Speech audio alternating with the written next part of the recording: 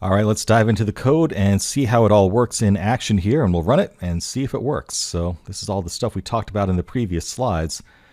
All right, so let's walk through the code here one line at a time. So we start off declaring what package we live within. That's sort of a standard thing for any Scala script. And then we import the packages we depend upon.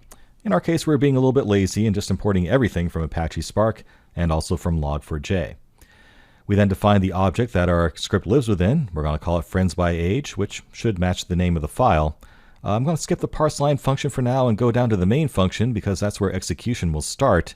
First thing we're doing again is setting the log level to error so that we don't get a bunch of log spam about warnings that we can't do anything about. There will be a few that slip through before this gets executed, but we'll catch most of them at least. Next, we create our Spark context, again set up to run on our local machine using every CPU core. And we'll give our application a name, friends by age. Next thing we do is load up our raw data, and there's a fake friends-noheader.csv file. That's a version of the data that has no header row. That can mess you up, so be cognizant of that. And we're going to load that up into a lines RDD, where every line represents one row of that data. So what does that data look like? Let's take a quick look at it, just to remind ourselves.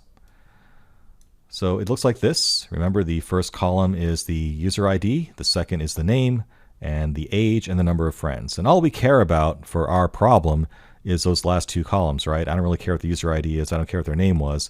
I'm just trying to find out the average number of friends for every given age. So I can throw away those first two columns.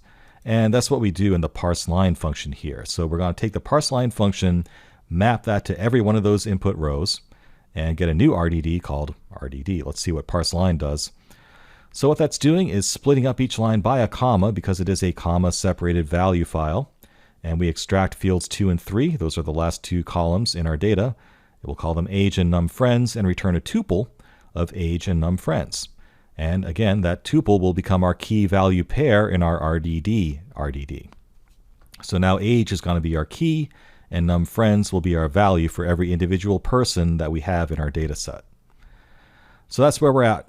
And now we have that really complicated line that we spent a lot of time talking about in the slides.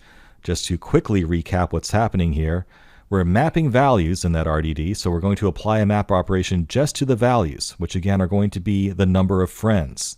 So we're going to take each number of friend value and transform that into a tuple of its own that consists of the number of friends and the value 1.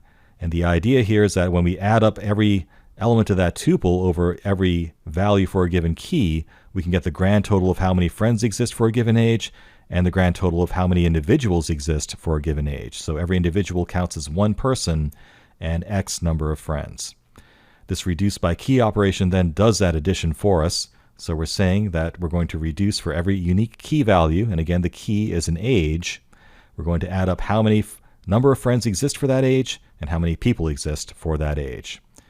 At that point, we can call map values to do the division and convert those totals of number of friends and the total number of people to get an average number of friends for each unique key. So at that point, we can collect the answer back and we can get it back into our driver script. And we just need to sort it and display each line as the final output. So let's go ahead and run this and see what happens.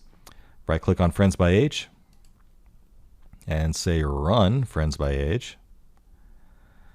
And we're kicking off Scala. Few warnings snuck through, and there's our answers. So hey, it looks like it worked. Pretty cool. So, for the average 33-year-old, they had 325 friends in our fake data. The average 25-year-old had 197 friends. This is completely fabricated information, so don't read anything into it. This is not real data, but it shows you that it worked. So, sometimes to get a relatively simple answer like the average, you have to think about things in sort of a creative way when you're using RDDs. And this is going to be a very optimal approach because we thought deeply about, how this is going to be executed at a low level within Spark by breaking it down to the RDD level. Now, again, I want to point out there are much easier ways of doing this using SQL or by using data sets, and we are going to talk about that.